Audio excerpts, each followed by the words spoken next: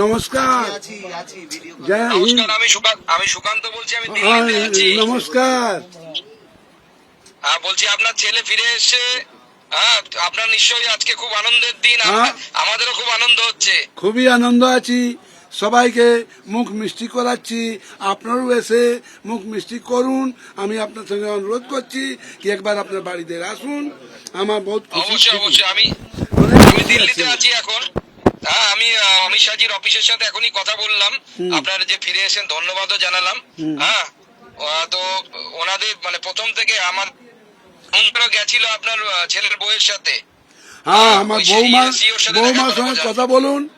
আমি এটাও বলবো আপনাকে কি শুভেন্দু অধিকারীকেও আমার বাড়িতে আনতে চেষ্টা করুন। আমি এটাই বলবো, অনেক খুশি আছি কি আমার ছেলে দুশ্মনের মুখ থেকে আমার ইন্ডিয়া চলে এলো। সব থেকে বেটার আমি জানি।